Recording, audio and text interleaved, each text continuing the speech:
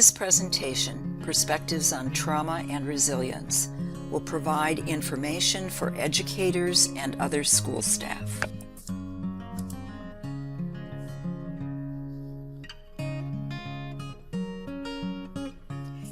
The objectives of this presentation are to learn the developmental and brain-based effects of trauma and toxic stress, and how resiliency can mitigate these negative effects in children and adolescents. Objectives also include an increased understanding of the important role of educators in enhancing the resiliency of their students and some strategies to do so. This is our agenda today.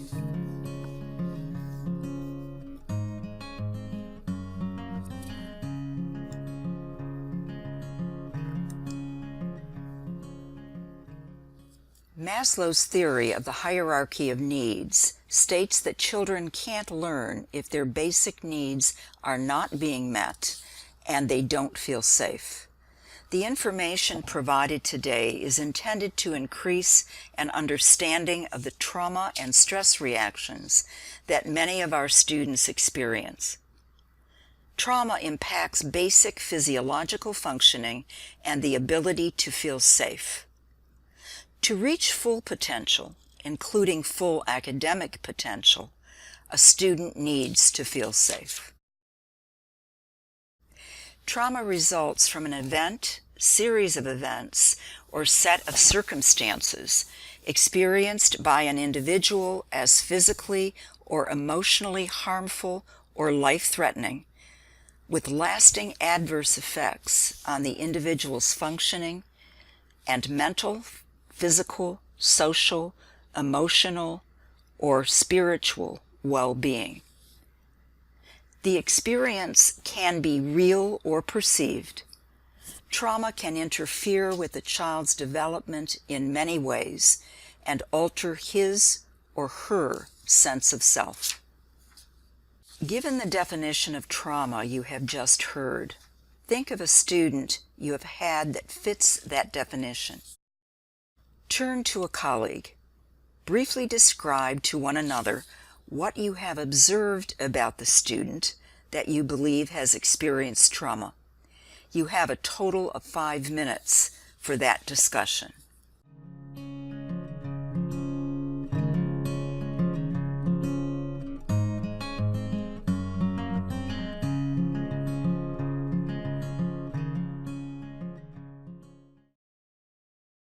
One out of 4 students have experienced a traumatic event. 11% of all girls ages 14 to 17 have experienced sexual assault. 60% of students 17 years or younger have been exposed to crime, violence, and/or abuse. We often don't know a child or adolescent's history of trauma. Children's experience of trauma is shaped by their individual physiological, cognitive, and psychological differences, as well as their prior life experience. One child may be more traumatized by the same event than another. The more resilient children and adolescents are, the more likely they are to be able to withstand significant life stressors, including traumatic situations. Later, we will present information on resiliency and how resiliency can be fostered in students. Various traumatic events can significantly affect a child. The most damaging traumatic event is that which involves the parent as the abuser.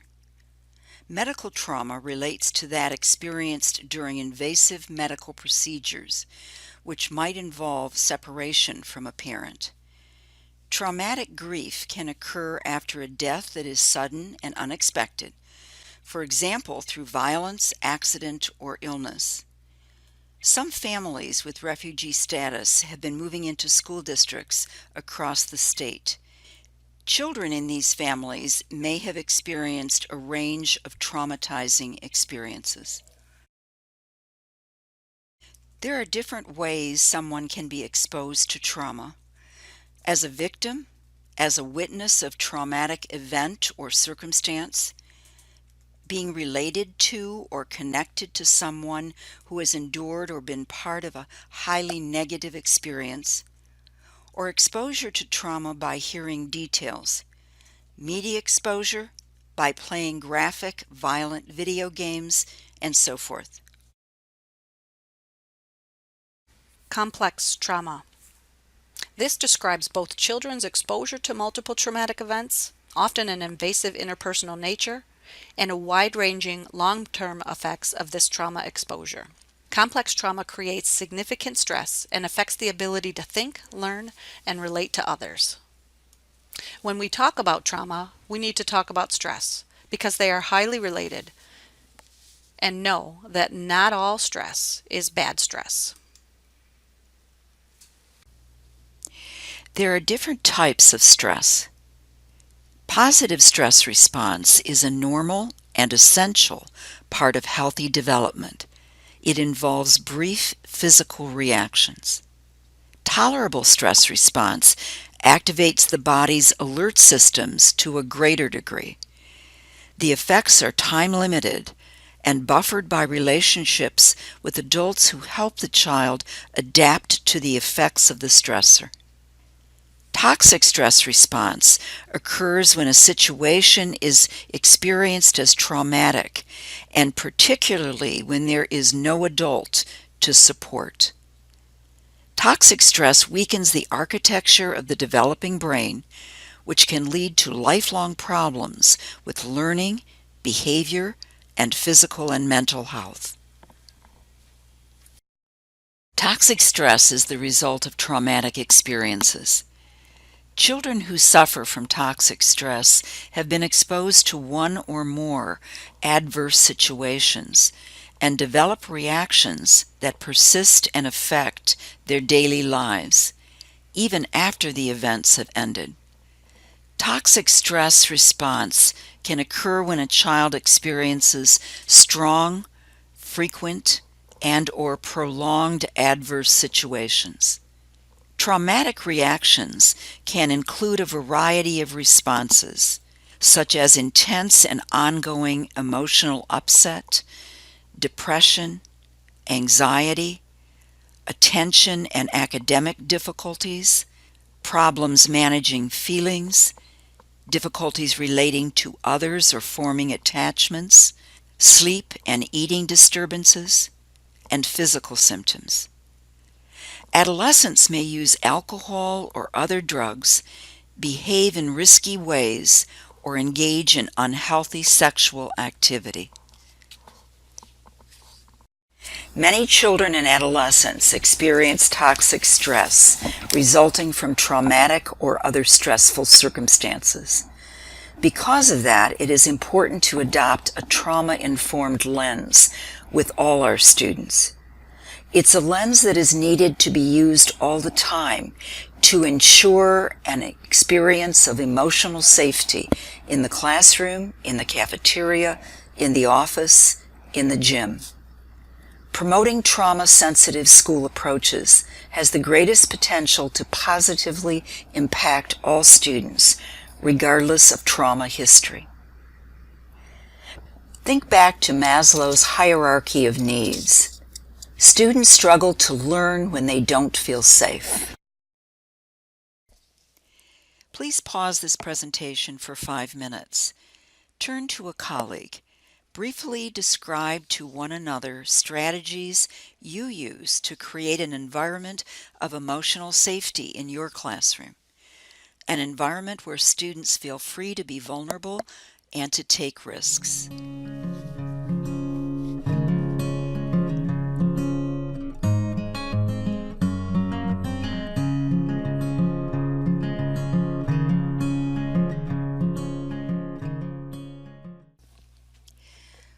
Adverse childhood experiences can create physical and emotional unsafety and have long-lasting negative impacts. The ACE study is one of the largest investigations ever conducted to determine the connection between adverse, highly negative, childhood experiences, called ACEs, and later life mental and physical health.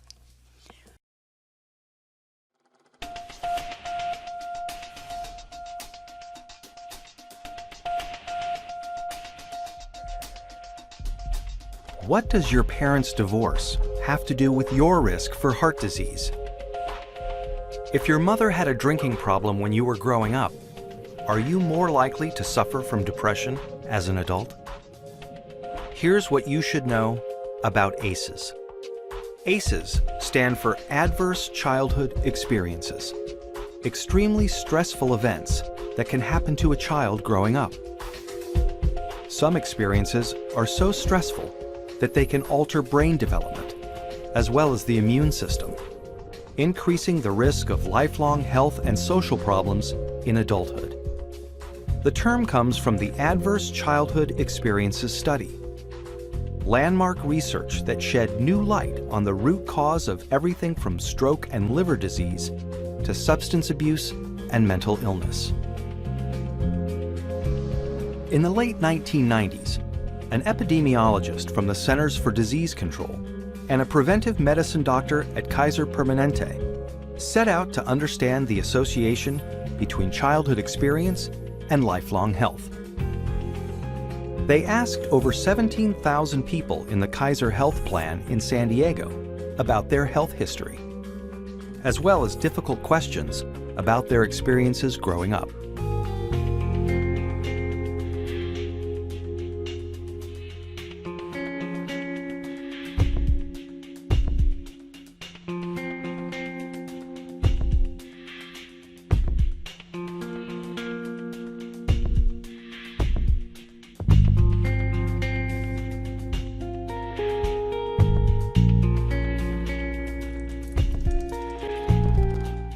Anda and Felitti tallied up 10 different kinds of adversity in this largely middle-class and college-educated population. They were stunned to see how common ACEs were.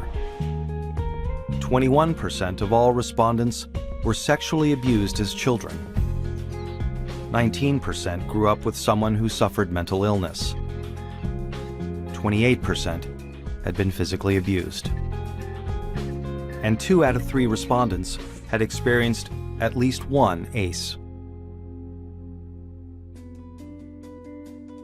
The researchers next looked at how someone's ACE score, or the number of adversities they experienced, related to a wide array of serious health and social problems.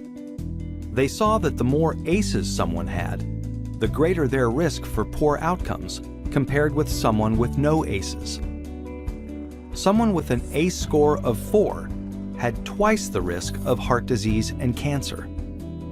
Someone with an ACE score of 5 had an 8 times greater chance of being an alcoholic. And those with an ACE score of 6 or more, on average, died 20 years earlier. With every major problem they looked at in the ACE study, the risk went up for each additional adverse experience in childhood.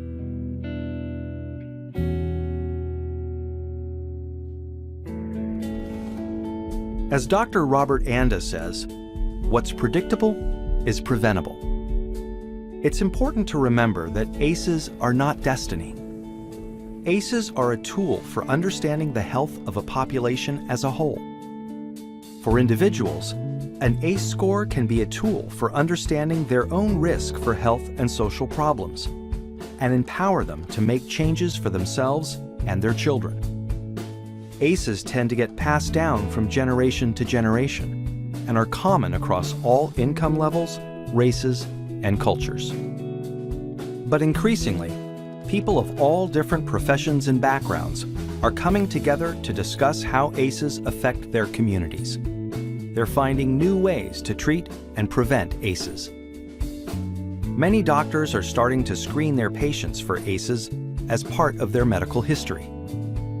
More schools are becoming trauma-informed, considering the source of problem behavior when disciplining their students, instead of immediately suspending or expelling them. To learn more about interrupting the cycle of adversity and improving health and well-being for the next generation, please visit kpjrfilms.co.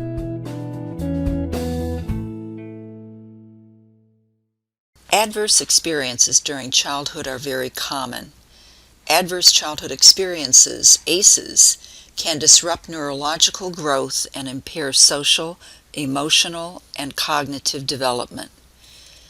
ACEs can also lead to high-risk behaviors, including alcohol and other drug use, and are associated with major chronic health, mental health, economic, and social issues throughout life.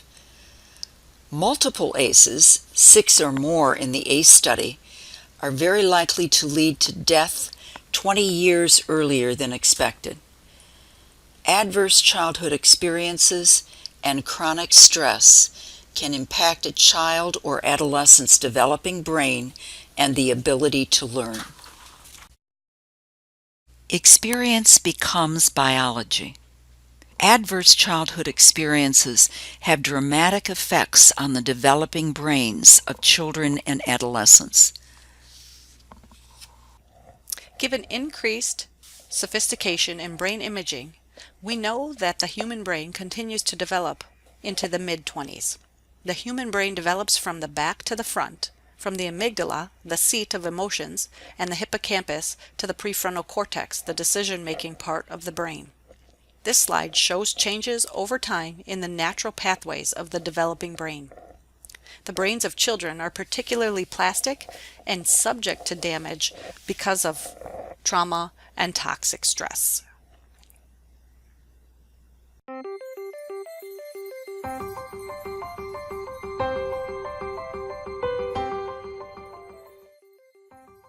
Learning to deal with stress is an important part of healthy development. When experiencing stress, the stress response system is activated. The body and brain go on alert. There's an adrenaline rush, increased heart rate, and an increase in stress hormone levels. When the stress is relieved after a short time, or a young child receives support from caring adults, the stress response winds down and the body quickly returns to normal. In severe situations, such as ongoing abuse and neglect, where there is no caring adult to act as a buffer against the stress response stays activated. Even when there is no apparent physical harm, the extended absence of response from adults can activate the stress response system. Constant activation of the stress response overloads developing systems, with serious, lifelong consequences for the child. This is known as toxic stress. Over time, this results in a stress response system set permanently on high alert. In the areas of the brain dedicated to learning and reasoning, the neural connections that comprise brain architecture are weaker and fewer in number. Science shows that the prolonged activation of stress hormones in early childhood can actually reduce neural connections in these important areas of the brain at just the time when they should be growing new ones. Toxic stress can be avoided if we ensure that the environments in which children grow and develop are nurturing, stable, and engaging.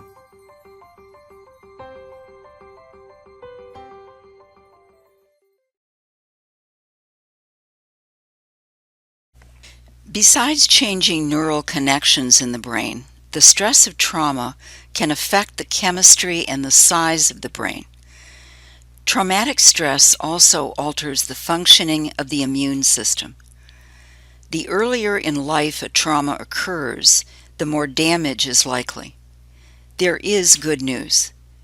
Increasing research has found that this damage to the brain is reversible, and that with the help and support of caring adults, the brains of children and adolescents affected by trauma can actually change. Imaging studies show that trauma impacts the brain's limbic system, which includes the amygdala and the hippocampus. The amygdala is involved with emotional responses and reaction to stimuli. The amygdala of traumatized individuals is often overly sensitive, resulting in extreme alertness. Trauma also affects the hippocampus, which is involved with memory. When the limbic system is activated, for example, when someone detects a perceived threat, it shuts down the prefrontal cortex in the brain, which is responsible for thinking logically, planning, organizing, and remembering, all the essentials for learning. When a child or adolescent is traumatized or toxically stressed, The prefrontal cortex isn't available for thinking or learning. You have a student who is only using his limbic system. No learning will occur until you help him calm and feel safe. Traumatic stress can result in physiological reactions that create persistent patterns of behavior: fight, flight, or freeze. Someone can alternate between these patterns.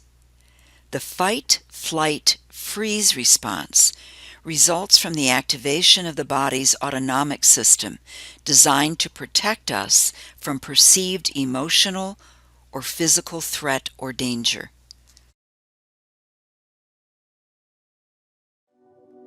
You know what anxiety feels like. We all do. Everyone experiences anxiety in some way or another. It's something that connects all of us together. Why we feel anxiety and what it really is, that may surprise you.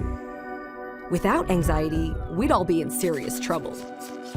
As soon as your brain senses you're in danger, a little piece of it, called the amygdala, kicks in. It gets your body ready to react. That could mean fight, run away, or shut down.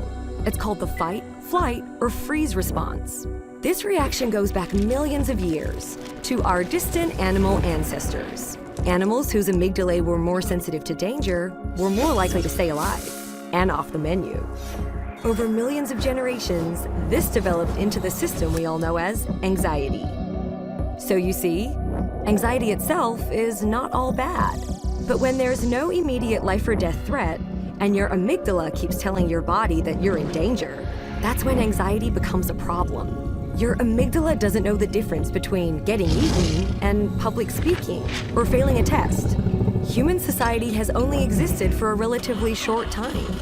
It's messy and complicated and confusing, and our amygdalae just haven't had time to catch up. So sometimes, when we're in uncomfortable situations, our brains misread the risk and overreact. Our hearts beat faster and we breathe heavily, pulling more oxygen into our bodies. The muscles in our arms and legs tense up and fill with blood. Our skin perspires to cool us down. This would all be great if we needed to fight or run, but instead, we just feel tense and sweaty. Sometimes our minds go blank and we feel like we can't move or talk. That would be great if we needed to hide. Instead, we just feel stuck. When things trigger our anxiety, sometimes we try to avoid them, like our ancestors avoiding a predator. But that can cause problems when those triggers are important parts of life, like going to school or meeting new people, things that won't just give up and go away. So how does knowing all this help? Well, it starts with remembering what's really going on. There's nothing physically wrong with you. It's just your amygdala trying to tell you it thinks you're in danger, even if it gets confused about how much danger you're really in. Understanding why we feel anxiety is an important step in learning to manage it.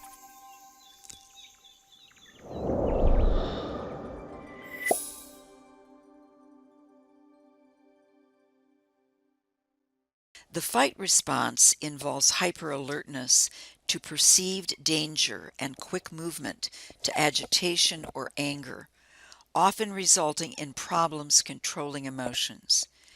The ability to maintain attention and to learn is compromised. The flight response involves flight physically or mentally from the external environment. Flight response behaviors can include daydreaming or fantasizing. The ability to maintain attention and to learn is compromised. The freeze response is an acute stress response that can involve the numbing of emotions or the absence of experienced feelings. The ability to think may be frozen or immobilized for a time. The freeze response may include disassociation. That is a lack of connection to a person's thoughts, memory, and sense of identity. It is not always evident when a child or adolescent is disassociating. At times, it may appear as if they are simply spacing out or not paying attention. Like the fight and flight response, The freeze response impairs a student's ability to concentrate and learn.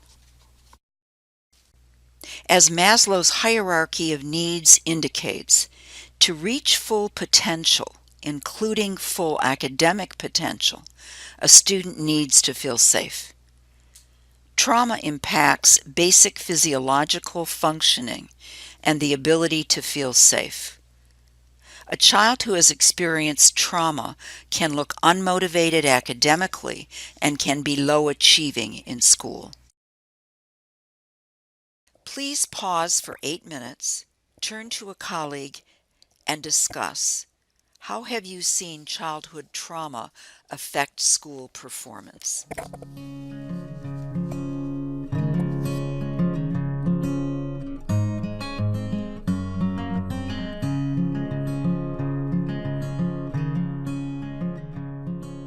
We discuss the effects of trauma on a student's performance.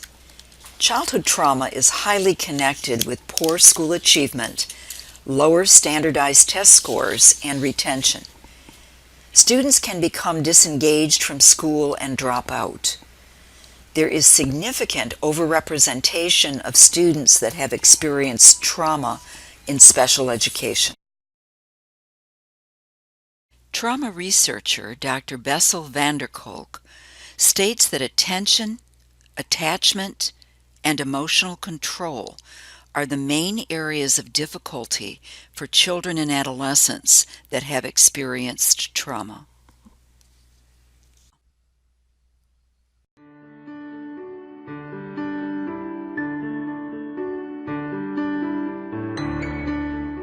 ADD, emotional problems, trouble making friends. Are people who have experienced childhood trauma more likely to exhibit these behaviors? When trauma occurs at an early age, it affects development in many ways. This can cause reactions in children that aren't even seen in adults with PTSD. Dr. Bessel van der Kolk explains how childhood trauma contributes to these problems. We're really beginning to develop a discipline of childhood trauma. And what we see when we look at those kids is that, and these kids as they grow older, that their problems are very different from PTSD. Their problems are primarily has to do with attention, being able to focus in on something and to engage with something in a very steady, consistent way. So they get thrown off, they have a hard time really focusing on things, sticking with things, concentrating on things, filtering irrelevant stuff out, so they get hijacked. So that's one very big issue, which deserves its own whole special series of treatments. The second thing is the core issue of affect regulation. And that is that we have our emotions in order to tell us what to do and where to go, to orient our bodies, our minds to the reality around us. Traumatized people's emotions become too large, too extreme, or they become too quiet, and once they get activated, unlike people who are relatively doing pretty well, and you get upset, and 10 minutes later you're fine again, you go back to work. And so chronically traumatized people keep getting stuck. Something happened yesterday, and today they're still out of sorts about it, and tomorrow they're still out of sorts about it, and their whole weekend is hijacked by something that's happened, and then they deal with that hijacking by trying to calm themselves down in any way they can.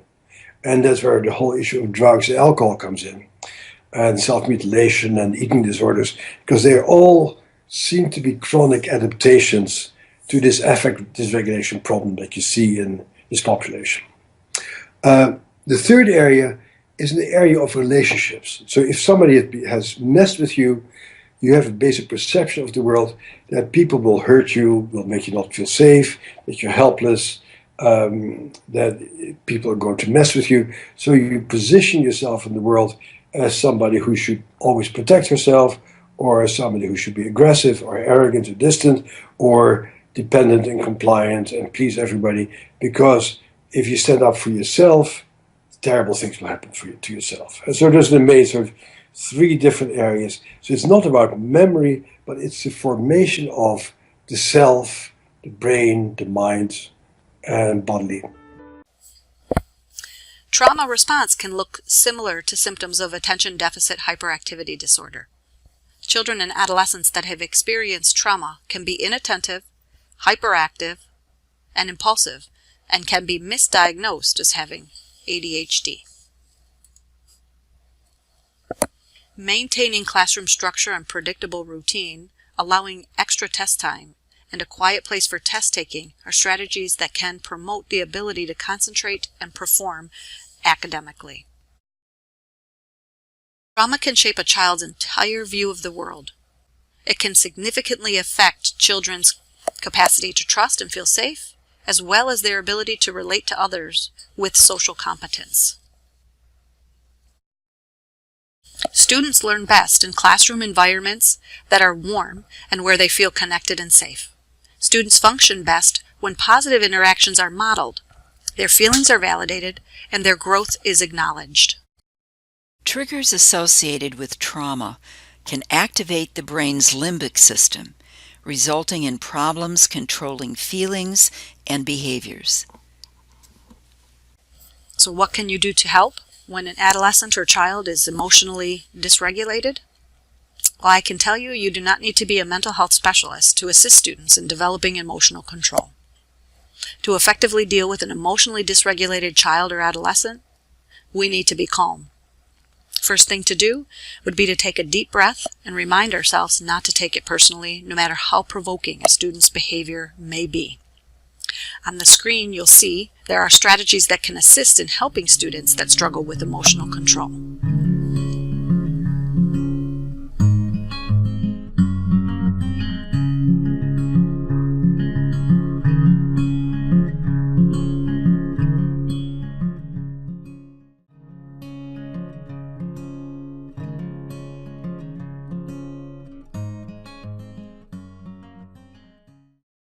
The brain of a child and adolescent is plastic, as it is in the process of development. Developing brains can actually undergo positive changes under favorable circumstances. We can be part of supporting positive brain changes in our students by how we relate to them. This can be best understood within the context of resilience. Resilience can mitigate the effects of trauma. Schools can play a key role in addressing the needs of traumatized children by fostering the characteristics of resilience. Research suggests that the negative effects of adverse child experiences can be significantly reduced or even eliminated by nurturing connections in school. Resilience refers to positive adaptation to life despite experiencing adversity. Resilience is the capacity to bounce back after difficult circumstances. If we invest in good relationships with our students, they will be more likely to feel safe and better able to learn.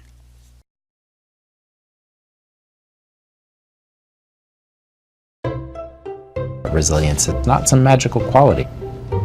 It's something that really can be built, even in difficult circumstances. The key active core ingredient to building resilience are the relationships the kids have to others who care about them.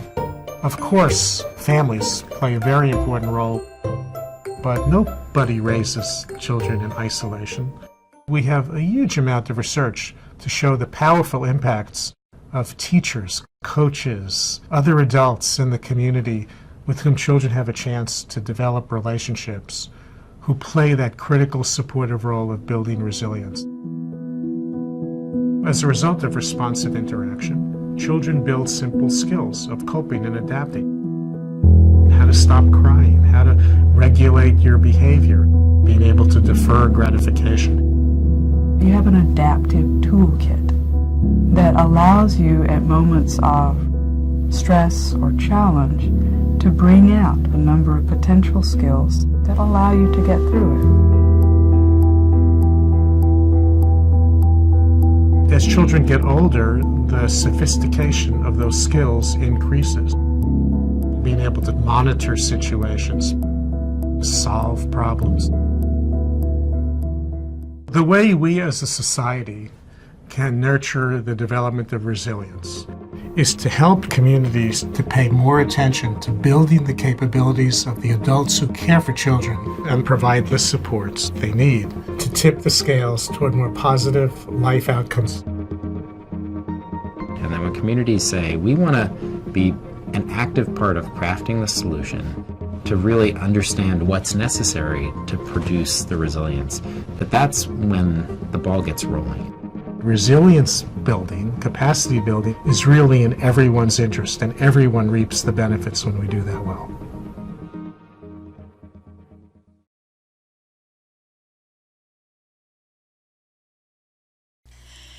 Research shows that if they have an attachment to trusted adults, children and adolescents can be very resilient, even if they have experienced adverse childhood experiences. Brene Brown is a researcher that studies connection and vulnerability. She wrote a book called Daring Greatly, and her work supports the fact that the single strongest protective factor for youth is having at least one close relationship with an adult. Because children spend considerable time in school, know that that adult can and often is you. Please pause this presentation. Please turn to a colleague. Briefly describe to one another strategies you use to connect with your students.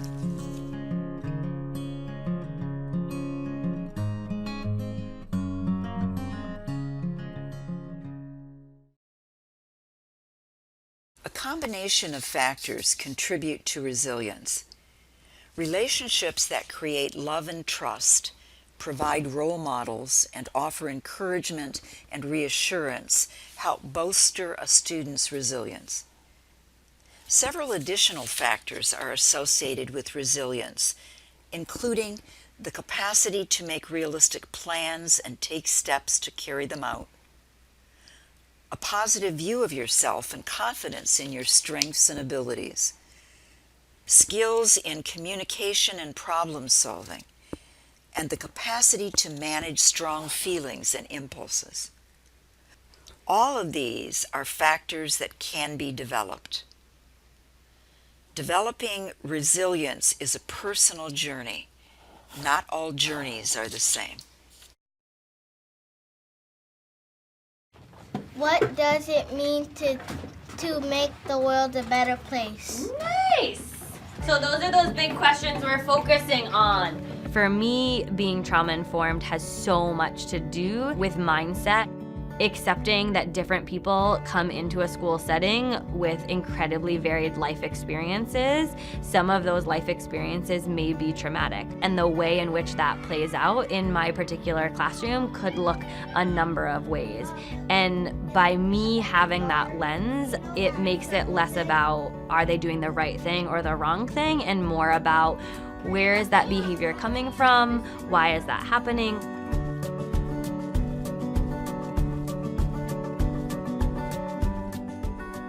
Adverse childhood experiences like poverty, neglect, exposure to violence can bring about overwhelming stress, which can cause negative effects on the learning brain and on behavior.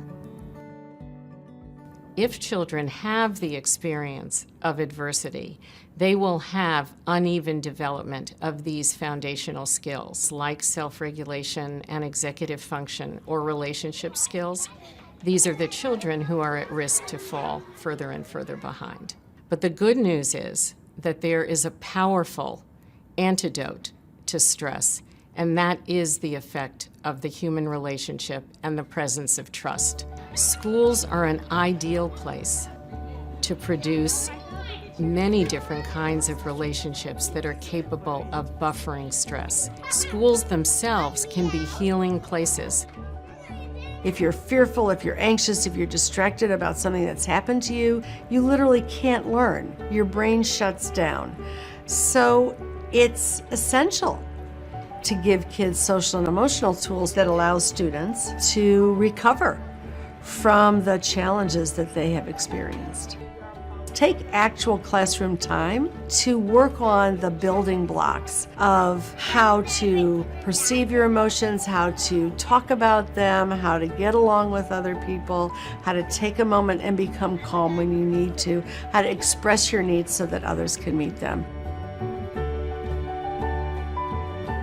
When we start to understand what it takes to be responsive to the effects of trauma, we need to think about the environment, about individual services, and we need to think about the skills and mindsets of kids that won't develop as they should when they're impacted by trauma.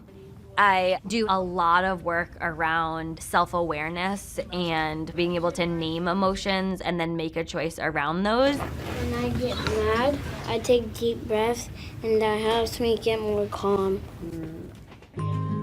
Many of the things that we think about doing for kids who may have experienced trauma are good for everybody. And everyone will encounter some kind of adverse circumstance at some point in their life. And for some children, we're helping them deal with what's already happened in their lives. For others, we're preparing them to deal with the challenges later in their lives. If you can hear my voice say, "We are awesome."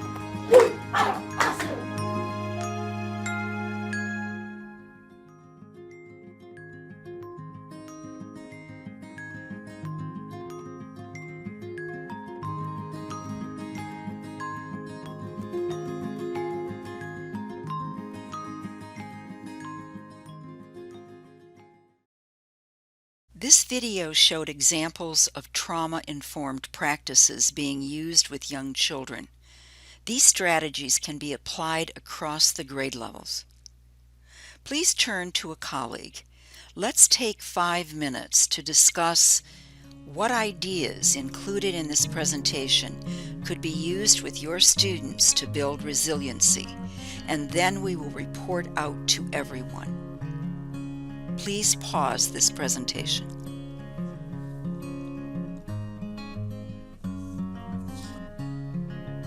Based on what you have learned, take a few moments to jot down one resiliency building strategy you will implement with your students tomorrow.